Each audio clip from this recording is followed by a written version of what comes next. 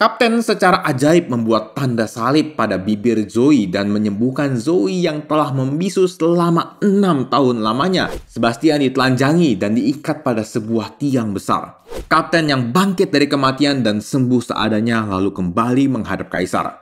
Sedih guys, mungkin teman-teman gak akan bisa nonton video ini sekarang kalau ada di posisi tersebut. Halo teman-teman semua, welcome back to Rock Reward Orang Kudus edisi 20 Januari.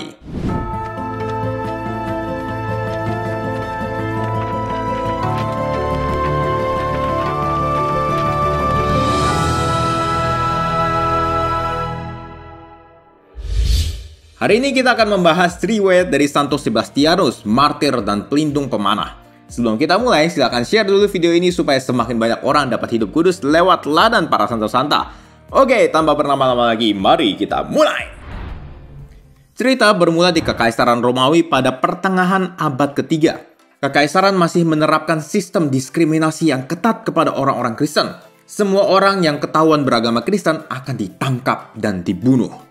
Namun, kebijakan mulai agak melonggar ketika Kaisar Gallienus mengeluarkan suatu peraturan resmi untuk bertoleransi terhadap orang-orang Kristen di tahun 259. Walau Kristen tetap tidak diakui sebagai agama resmi, gereja mulai berkembang perlahan dan banyak orang Kristen bisa masuk dalam organisasi kekaisaran. Salah satu umat Kristen yang masuk ke dalam organisasi kekaisaran adalah Sebastianus. Ia mendaftarkan diri menjadi seorang tentara Romawi waktu pemerintahan Kaisar Carinus pada tahun 283. Setahun kemudian, Kaisar Carinus digantikan oleh Kaisar Diocletianus yang sangat terkenal dalam sejarah kekristenan. Sebastian mendapat tempat khusus di mata Kaisar karena kepintaran dan keahliannya di bidang militer. Tentara kelahiran Narbonne Gaul ini lalu diangkat menjadi kapten dari Praetorian Guard, suatu unit tentara yang bekerja sebagai pengawal pribadi kaisar dan intel kekaisaran.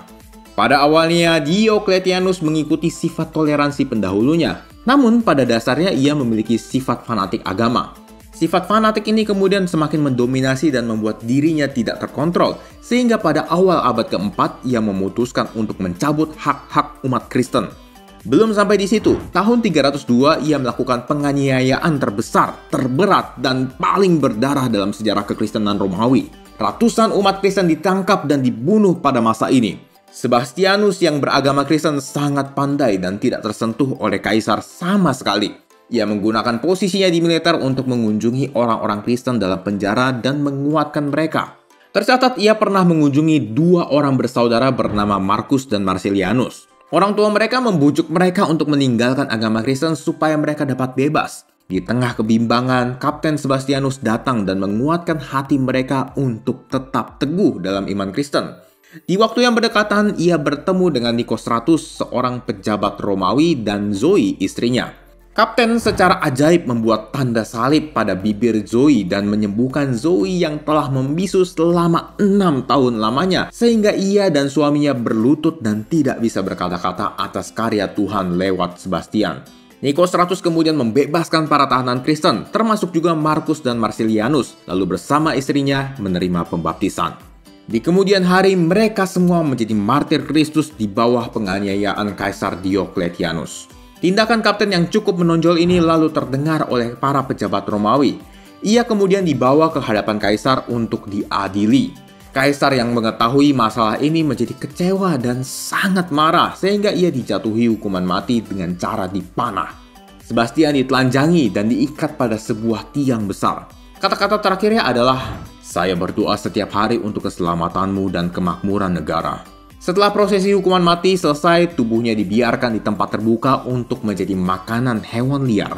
Salah seorang umat Kristen bernama Iren yang kemudian dikenal dengan nama Santa Iren dari Roma, lalu mengambil tubuhnya untuk dimakamkan secara layak. Tapi, betapa terkejutnya ia saat mengetahui bahwa Sebastian masih bernafas. Dengan segera ia membawa mantan kapten tersebut ke rumahnya untuk segera diobati. Kapten yang bangkit dari kematian dan sembuh seadanya lalu kembali menghadap kaisar.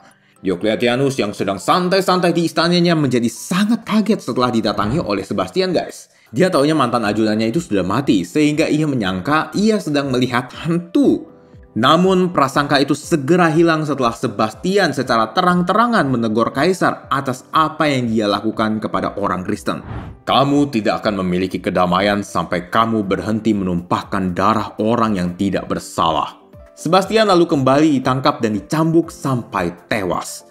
Untuk memastikan tidak ada kejadian bangkit kedua kalinya, tubuhnya kemudian dibuang ke dalam Cloaca Maxima, sebuah sistem pembuangan limbah yang dibangun sekitar tahun 288. Jasadnya lalu ditemukan oleh salah seorang Kristen dan dimakamkan di katakombe Via Appia. Nah, teman-teman sekalian, mari sekali-sekali kita mengambil makna dari sudut pandang yang lainnya. Seluruh penganiayaan yang terjadi pada Santo Sebastianus dan para martir lainnya terjadi karena satu sifat buruk guys, yaitu fanatik berlebihan. Loh, kalau kita nggak fanatik, kita jadi nggak beriman dong. Kayaknya justru kita harus fanatik deh. Oke, ayo kita coba bedah apa sih arti fanatik ini. Menurut KBBI, fanatik adalah kepercayaan yang teramat kuat pada suatu ajaran. Apakah ini hal yang buruk? Tentu tidak. Ini adalah hal yang baik guys. Tapi, nah ada tapinya nih. Yang salah adalah ketika sifat fanatik itu membuat kita memaksa orang untuk mempercayai ajaran yang kita percayai. Ya, contohnya Kaisar Diocletianus ini. Dia memaksakan seluruh orang untuk meyakini apa yang dia yakini. Inilah yang disebut sikap fanatik berlebihan. Tapi kalau kita nggak fanatik gitu, gimana orang bisa tahu agama kita? Kan Yesus bilang, pergilah, wartakanlah Injil ke seluruh bumi. Wah, masnya ini suka nyomot-nyomot ayat ya. Yesus memang bilang seperti itu, tapi Yesus gak bilang, pergilah, wartakan Injil ke seluruh bumi dengan cara apapun. Enggak kan? Mewartakan Injil itu gak perlu dengan paksaan, gak perlu dengan marah-marah dan ancaman. Apalagi di zaman sekarang, aduh gak bakalan laku deh. Di zaman sekarang ini, kita mewartakan Injil lewat perbuatan kita masing-masing. Gak perlu target tinggi-tinggi sampai mengkatolikan orang non-katolik. Cukup mulai dari mengkatolikan diri sendiri, lalu kemudian mengkatolikan teman-teman atau kerabat yang sudah katolik. Iya sih. Aduh, tapi kita di Indonesia gimana mau beribadah ya? Gereja aja susah dibangun, terus juga banyak yang nyerang Kristen. Kan kita jadi sakit hati. Coba kita bayangkan ya, tinggal di Kekaisaran Romawi zaman dulu di mana Kristen dikejar-kejar. Atau gak usah jauh-jauh ke belakang deh, kita coba lihat kekristenan di negara-negara komunis sekarang. Sedih guys, mungkin teman-teman kalau ada di sana nggak akan bisa nonton video ini seperti sekarang guys. Kita masih bisa menonton video ini sekarang, detik ini. Artinya kita patut bersyukur karena kita masih bisa beragama dengan bebas di negara kita. Dalam hal ini Indonesia, karena aku orang Indonesia. Bahwa dalam bernegara ada gesekan dengan agama lain, ada yang menyerang agama kita juga, itu adalah hal yang biasa. Gak sampai ada penganiayaan kayak di Roma kan? Nah, justru disinilah kita dipanggil untuk mewartakan Injil tadi guys, dengan perbuatan kita yang menanggapi hal-hal tersebut dengan kasih, bukan dengan balik menyerang agama mereka. Sebagai penutup, Yesus sendiri bersabda seperti ini guys. Kasihilah musuhmu, berbuatlah baik kepada orang yang membenci kamu. Mintalah berkat bagi orang yang mengutuk kamu. Berdoalah bagi mereka yang mencaci kamu. Oke guys, begitulah kisah hidup dari Santo Sebastianus. Kalau teman-teman merasa video ini bermanfaat, teman-teman boleh like, subscribe, dan share untuk mendukung pengembangan channel ini. Terima kasih sudah menonton dan sampai jumpa di Rock edisi selanjutnya. Bye-bye!